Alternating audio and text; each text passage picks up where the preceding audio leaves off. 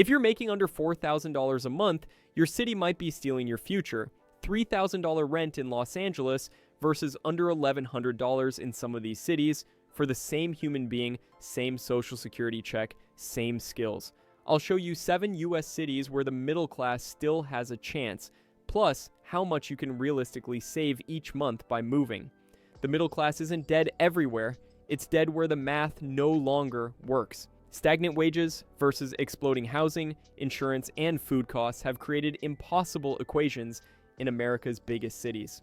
You're not failing. Your city is failing you. The average rent in major metros now consumes 60 to 80% of median income, leaving nothing for savings, retirement, or emergencies. That's not sustainable. That's financial quicksand. So where does the math still work inside US borders? Let me show you 7 cities where your income actually covers life, not just survival. Number 7, Brownsville, Texas. Brownsville sits at the southernmost tip of Texas on the Mexican border.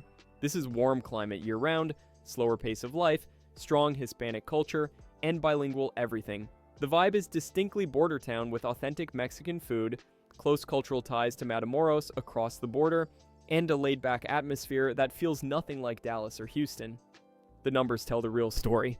Average rent in Brownsville is $1,038 monthly, according to recent 2025 data. The cost of living runs 15 to 19% below the US national average. Housing specifically is 26 to 46% cheaper than the national average depending on the source. Utilities cost 21% less. Groceries run 14% below average. Healthcare is 11% cheaper. Let me put that in perspective. The median household income in Brownsville is $48,675 annually, which is about $4,056 monthly. With rent at $1,038, you're spending 25% of gross income on housing. That's the percentage financial advisors recommend, and it's actually achievable here, unlike in Los Angeles, where the same income would leave you homeless. Unemployment in Brownsville sits around 3.4%, which is better than the national average. Jobs exist, particularly in healthcare, education, logistics tied to the port and border crossing, and retail. But Brownsville works especially well for retirees on fixed income and remote workers who earn coastal salaries but want lower living costs. Who should consider Brownsville? Retirees who want warm weather without Florida or Arizona prices. Remote workers who can earn anywhere and want dramatic cost savings. People who value low housing costs over big city amenities and don't mind a slower pace. Spanish speakers or people willing to learn will integrate better since the city is majority Hispanic and bilingual. The watch out: crime statistics are mixed. Like any border city, Brownsville has areas you want to avoid and areas that are perfectly safe. You need to research specific neighborhoods carefully. The southmost neighborhood, areas near universities, and certain subdivisions are fine. Other areas have higher property crime. Do your homework before committing. Number 6, McAllen, Texas. McAllen is Brownsville's bigger, more developed neighbor 45 minutes up the Rio Grande Valley. This is a small metro area with real infrastructure, shopping malls, hospitals, chain restaurants, entertainment options. It's not a tiny town. McAllen has over 140,000 people, making it a legitimate city with services and amenities. Housing in McAllen averages $1,006 monthly for rent. The cost of the living index sits around 83, which means 17% below the US average. You're getting similar savings to Brownsville, but with more urban conveniences. McAllen has a Target, a Costco, major medical facilities including hospitals that serve the entire Rio Grande Valley, and a growing food scene beyond just Tex-Mex. The crime situation in McAllen is significantly better than many Texas cities. Crime has fallen 76% since the mid-1990s. McAllen consistently ranks among the safer medium-sized cities in Texas. Violent crime rates are low, property crime exists but is manageable. Neighborhoods like North McAllen, Shareland, and areas near the hospitals are safe and well-maintained. The economy in McAllen runs on healthcare, retail, and cross-border trade. The city serves as a medical hub for South Texas and northern Mexico, with patients coming from both sides of the border for healthcare services. That creates steady demand for medical professionals, nurses, technicians, administrative staff, and doctors. If you work in healthcare, McAllen has opportunities. Who should consider McAllen? families who want affordable living with good schools and safety, medical workers who can find jobs easily in the valley's healthcare system, remote workers who want city amenities at small town prices, retirees who want warm weather, low costs, and access to quality healthcare without paying California or Florida prices. The watch out. The climate is hot. Summer temperatures routinely exceed 100 degrees. If you hate heat and humidity, South Texas will test you. The other consideration is wages. If you're not remote or retired, local wages are lower than state and national averages. The low cost of living compensates, but if you need to find local employment, expect salaries below what you'd earn in Dallas, Austin, or Houston. Number 5, Rockingham County, North Carolina. Rockingham County sits in the north-central part of North Carolina near the Virginia border. This is rural suburban Carolina, small towns with that classic southern feel. The county seat is Wentworth, but most people live in Eden, Reedsville, or Madison. Think rolling hills, forests, genuine seasons including fall colors and occasional snow, and a pace of life that's deliberately slow. Housing in Rockingham County averages $962 monthly, making it the cheapest option on this entire list. The overall cost of living ranks among the lowest in the United States. You can buy a decent house for under $150,000. Renting a 3-bedroom house runs $800 to $1,100 depending on the area. Utilities are cheap because the climate is mild. Groceries cost less than anywhere on the coast. The economy is blue-collar and service-oriented. Manufacturing, agriculture, healthcare, and education provide most jobs. Local wages are lower than urban areas, but the cost of living is so low that modest income stretches far. A household earning $50,000 annually lives comfortably in Rockingham County, which wouldn't be possible in Raleigh or Charlotte just a couple hours away. Who should consider Rockingham County? People who want land and space without paying premium prices, retirees on fixed income who want their Social Security or pension to cover everything with money left over, remote workers who don't need city amenities and prefer quiet, natural surroundings, families who homeschool or aren't worried about big city school systems. The watch out. This is rural America. You're not getting urban amenities, cultural diversity, or big city job opportunities. If you need major medical care, you're driving to Greensboro or Winston-Salem. If you want ethnic restaurants, concerts, museums, or nightlife, this isn't your place. Rockingham County works if you're retired, remote, or okay with a simpler lifestyle. It doesn't work if you need the energy and opportunities of a city. Number 4, Columbus, Georgia. Columbus sits on the Chattahoochee River on Georgia's western border with Alabama. This is a medium-sized city with about 200,000 people in the metro area, giving it actual city infrastructure without big city prices. Fort Benning, now Fort Moore, one of the Army's largest bases, drives much of the local economy. That military presence brings stability, federal spending, and a steady population of service members and contractors. Median rent in Columbus runs $1,179 monthly. The median home price is around $160,000. The cost of living sits 13% below the national average. You're getting real city amenities, a revitalized downtown with restaurants and entertainment, access to outdoor recreation along the river, and a job market supported by the military, healthcare, education, and manufacturing. Columbus has culture for a city its size. The River Center for the Performing Arts hosts concerts and shows. The National Infantry Museum at Fort Moore is one of the best military museums in the country. The Chattahoochee River Walk provides miles of trails and parks. You're close to Atlanta, about 90 minutes north, for weekend trips when you want big city experiences. The diversity of Columbus comes partly from the military. You'll find people from all over the country and some international presence. Schools have decent reputations, especially in certain neighborhoods like North Columbus and areas near St. Anne Pacelli School. The job market is steady with healthcare through Piedmont Healthcare and St. Francis Hospital, education through Columbus State University, and endless military-adjacent opportunities. Who should consider Columbus? Families who want a city feel without Atlanta prices. Veterans or military retirees who want to stay near base communities. People who work in defense contracting, healthcare, or education. Anyone who wants affordable living with actual things to do and a real economy supporting the city. The watch out.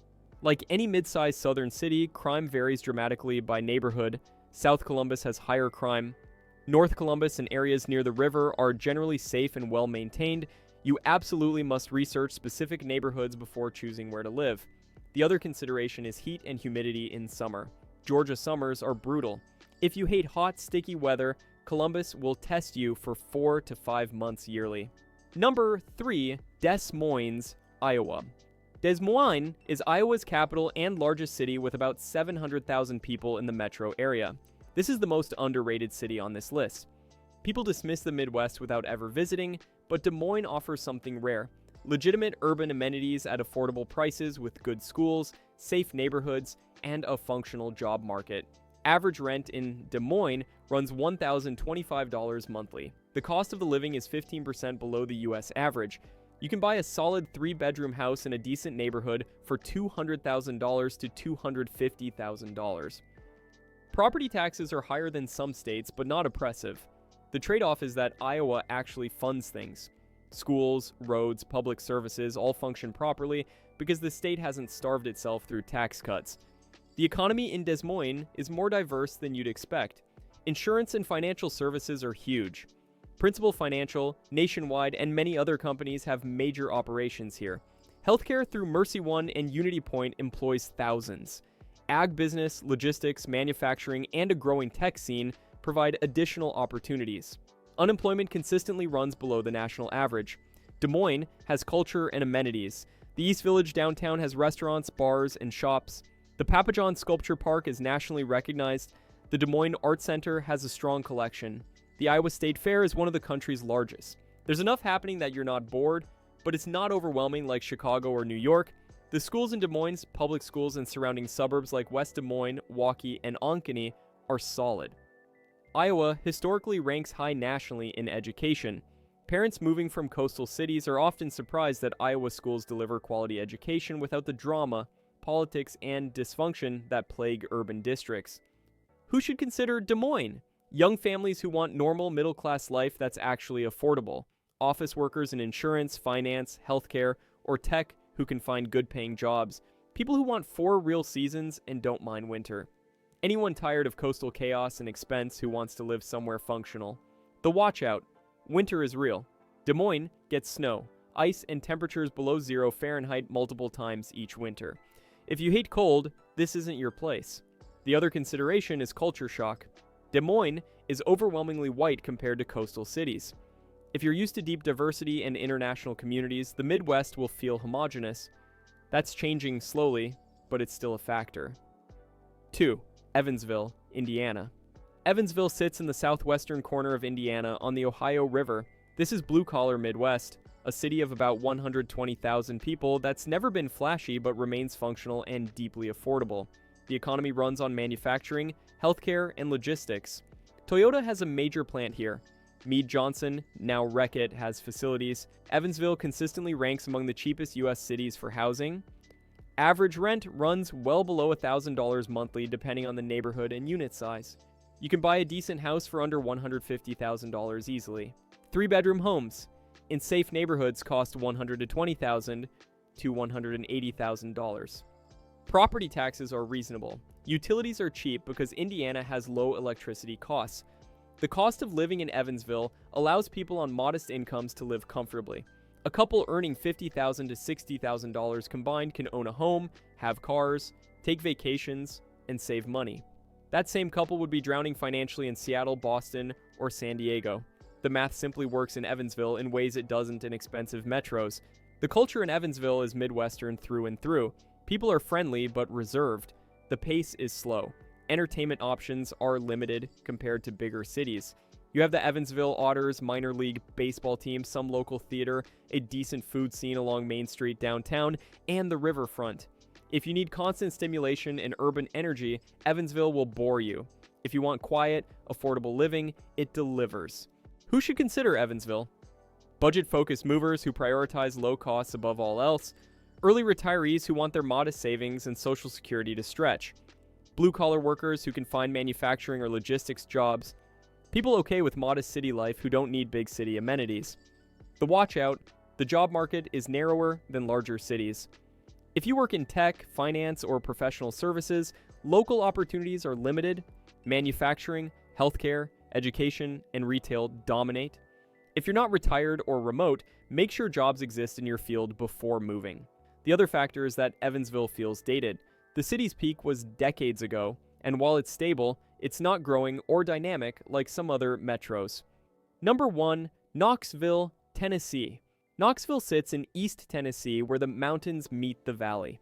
This is University of Tennessee territory, SEC football culture, and access to Great Smoky Mountains National Park 30 minutes away.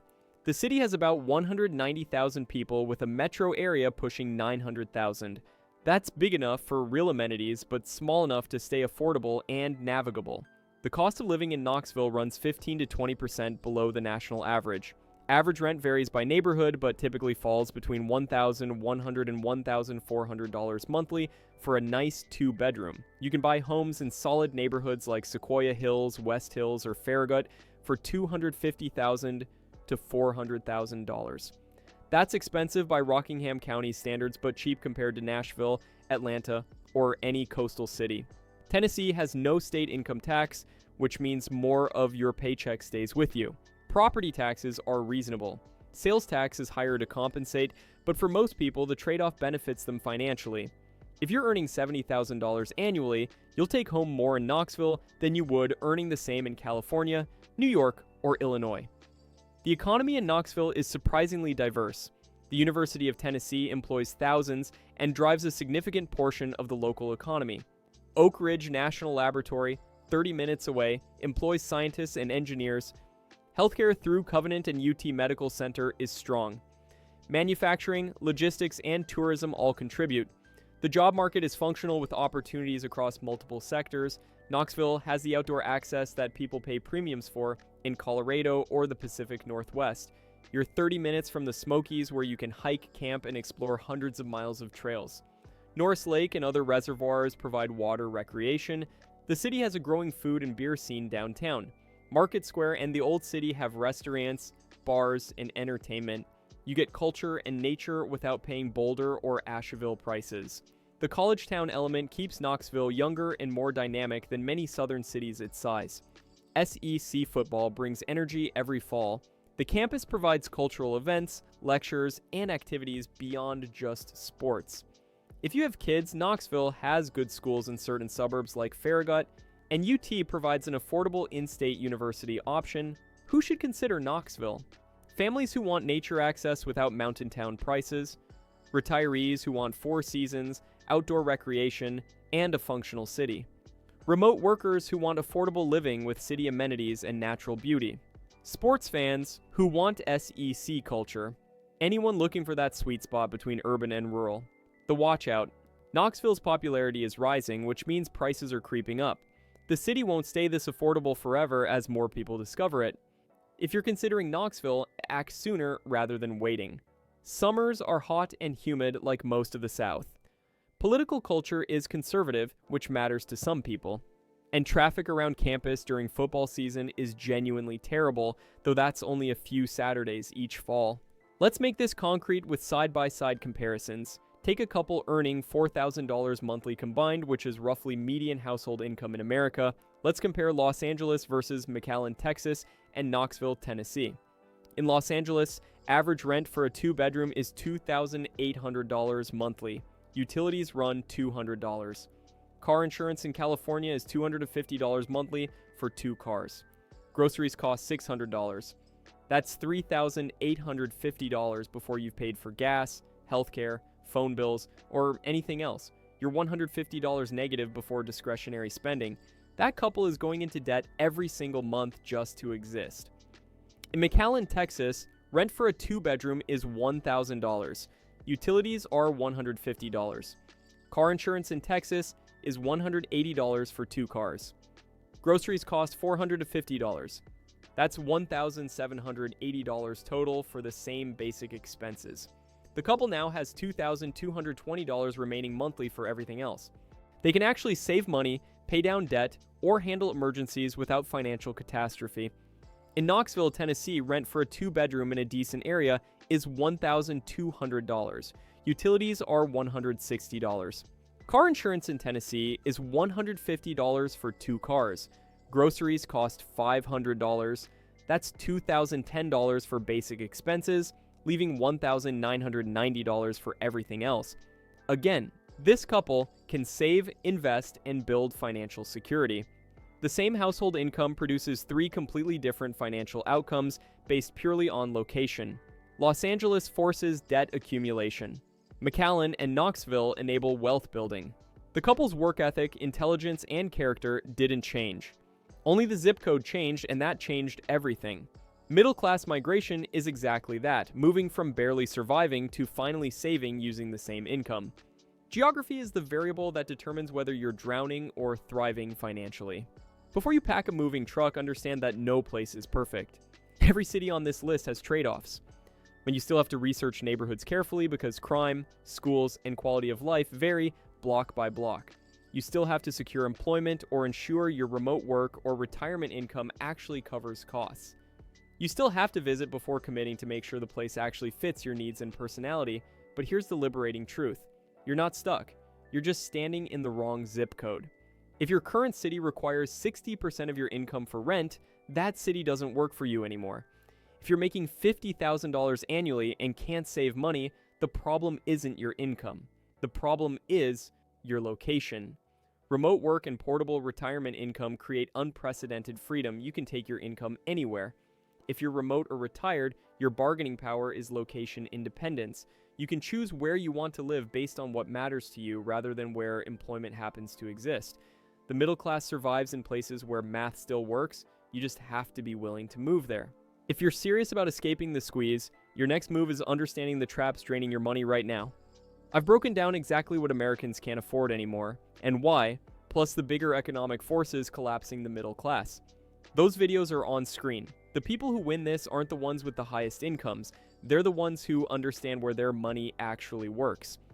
Comment with your state and if you'd move to any of these cities, or if I missed a city your neighbors are quietly moving to. I'm watching the comments section because these hidden migration patterns tell us where the next wave is heading.